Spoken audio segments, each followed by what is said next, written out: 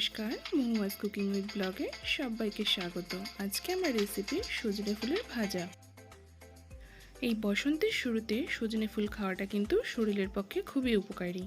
প্রথমে আমি একটা কড়াইয়ে জলটা খুব ভালো করে গরম করে নিয়ে সজনে ফুলগুলোকে একটু গরম জলে আমি ভাপিয়ে নিচ্ছি।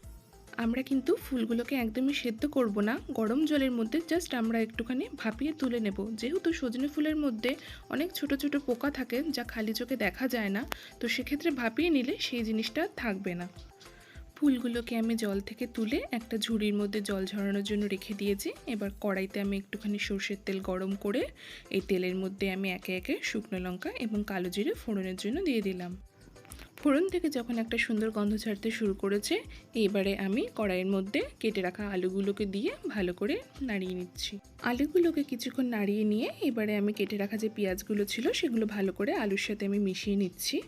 এইবারে আমি দিয়ে দিচ্ছি স্বাদ মতো কিছু কাঁচা লঙ্কা চেরা, সেটা আপনারা আপনাদের স্বাদ অনুযায়ী কম বেশি করে নিতে পারেন।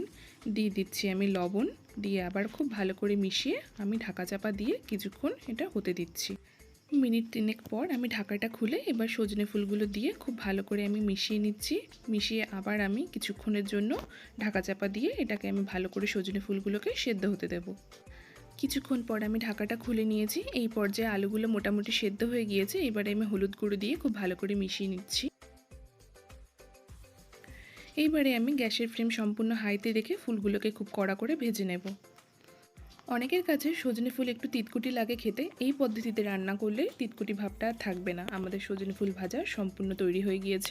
ভিডিওটি যদি আপনাদের ভালো লাগে তবে লাইক, কমেন্ট, সাবস্ক্রাইব এবং শেয়ারের মাধ্যমে আমার পাশে থাকবেন। ধন্যবাদ।